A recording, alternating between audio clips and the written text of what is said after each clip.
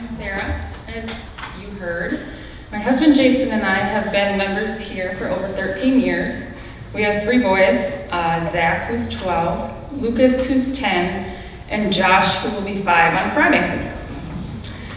Most often when I tell people we have 3 boys, the reply I get is, wow, you must be busy. Yes, we are busy, but if I'm being honest, we choose to be as busy as we are. We let the boys do most any sport or activity that they want. We spend time with neighbors and friends. We do special outings as a family, and we recently brought a puppy into our house. And bought, I guess, both works. Talk about busy. Who knew a puppy would keep you busiest of all? I'm half joking, of course, but we chose to add a puppy to the already crazy. Mostly because our boys have wanted a puppy for a really long time and decided to work together, which is key, and write up a presentation and present it to Jason and I on why they wanted a puppy, how they would take care of it, how much it would cost. They might have been a little off with that one. And included pictures, of course, as well. So I mean, how could you say no to that? So we got a puppy. We are definitely guilty of saying yes to most everything, even when we know our plates are full. As I was reading chapter 8 of An Altar in the World, the chapter on the practice of saying no, it said that in China, the polite answer to, how are you, is, I am very busy, thank you. If you are very busy, then you must be fine. If you have more to do than you can do and the list never gets done, but only gets longer, then you must be very fine. Because not only in China, but also right here at home, successful people are busy people. Effective people are busy people. Religious people are busy people. For millions of people, busyness is the way of life. It's true, isn't it? We are a yes society. The busier we are, the more successful we appear. We admire people who can multitask and spend their days going from here to there and everywhere and seem to have it all together, like it's no problem at all. We feel less than when we are not able to do the same thing. When we are stressed and short with our kids, when it has been one of those days, when you feel like you have done a million things, yet not gotten anything done. Why do we feel the need to say yes to everything, to add one more thing to our to-do list? Why must we overschedule and overextend ourselves to the point of exhaustion? If we step up to lead the new project at work, then our boss will see us as an asset to the company. If we volunteer at school, then the teacher will see us as involved parents. If we volunteer at church any chance we get, people will see us as good Christians. If my house is always clean, then people will think we have it all together too. If we let our kids have friends over anytime they want and we drive them wherever they want to go, then we will be seen as the cool parents. When does it stop? This need to be constantly busy. We live in an instant world.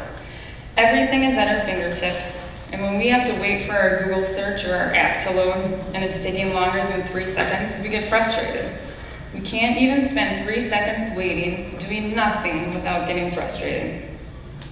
I'm not sure we even realize how our constant need to be, or even appear to be busy, is affecting us.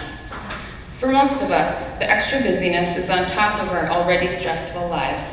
Demanding bosses, long commutes, money issues, health issues, family or friend issues, or even just watching the news can be stressful. According to the American Psychological Association, 3 out of 4 Americans report experiencing at least one stress symptom in the last month. 45% report lying awake at night, 36% report feeling nervous or anxious, 35% report irritability or anger, and 34% report fatigue due to stress. Those are just a small sampling of how stress affects a person's health, both physically and mentally. But what about spiritually? Stress can rob us of the ability to enjoy our lives, to enjoy the world God created for us. We find it hard to stop obsessing long enough to enjoy a peaceful moment. We cannot relax or quiet our minds long enough to spend time with God and His Word. When living this way, no one is getting the best version of you. Not yourself, not your family, your friends, your coworkers, and most importantly, not God. But what would happen if we said no? No to the extra work, no to the PTO, no to dinner with friends, no to a sleepover for your kid, no to the sports team that travels every weekend. And more than that, how do we decide what to say no to?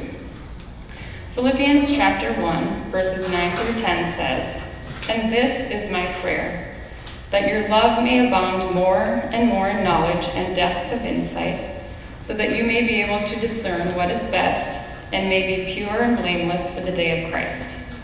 We can discern what is best for ourselves. An altar in the world reads, "In the eyes of the world, there is no payoff for sitting on the porch. A field full of weeds will not earn anyone's respect." If you want to succeed in this life, whatever field of endeavor, you must pray, you must plow, you must fertilize, you must plant. You must never turn your back. Each year's harvest must be bigger than the last. In the eyes of God, however, the porch is imperative. Not every now and then, but on a regular basis. It is possible, to say no, and everything will be okay. The world will not stop turning, something I need to tell myself often. And Lisa Turkhurst, author of The Best Yes, says to make sure that your yes is your best yes. If it doesn't fit well into your life at that moment in time, then say no. Be kind with your no, but be confident in it as well. Now, I'm not saying that we can all just start saying no to everything. Obviously, there are times we don't have a choice, and saying no is not an option. But when no is an option, we should really consider it. Maybe we start small and start with Sundays, as it states in the 4th commandment. Remember the Sabbath day and keep it holy. 6 days you shall labor and do all your work, but the 7th day is the Sabbath of the Lord your God. You shall not do any work, you, your son or your daughter, your male or female slave, or your cattle, or the stranger who is within your settlements. For in 6 days the Lord made heaven and earth and sea, and all that is in them, and he rested on the 7th day. Therefore the Lord blessed the Sabbath day and hallowed it. What does it mean practically to keep the Sabbath holy? In this world, in this day and age, how is that possible? I think it's a matter of personal conscience. What can you do on Sundays to make it a special day? To make it the Lord's day? I think part of the commandment is meant for our health. We work hard all week and play hard on Saturday. We truly need a day of rest to restore ourselves and our health. It is our day to recharge. I think it can also serve as a day to refresh us spiritually and intellectually to do God's service in the week ahead. I think observing the Sabbath can look different for everyone. If you sit at a desk all week, then maybe a walk on Sunday is what you need to feel refreshed and ready for the week ahead. If you do physical labor all week, then maybe a nap is what you need. If you have young kids or kids with a lot of things going on, maybe you need a quiet hour to yourself. For some, it might just be spending time with their family without the distractions of the outside world. I think another important aspect of keeping the Sabbath holy is gathering at church to worship the Lord together. Starting your Sunday off coming together with your church family is a great way to start your Sabbath day. Saying no to certain things on Sunday can make the way you choose to recharge for the week easier and more beneficial. My challenge for you this week is to think about what the 4th commandment means to you and how you can make Sunday a special day. Then try it out. I'm going to do the same. Perhaps if we start small and say no to going out to lunch, no to social media and the internet for the day, no to the sport practice or to the work email sitting in your inbox, we will have the freedom to discern for ourselves our way of making Sunday special. Say no to whatever it is that is taking your time and attention away from God. I found a quote from Eddie Cantor that sums it up perfectly. Slow down and enjoy life.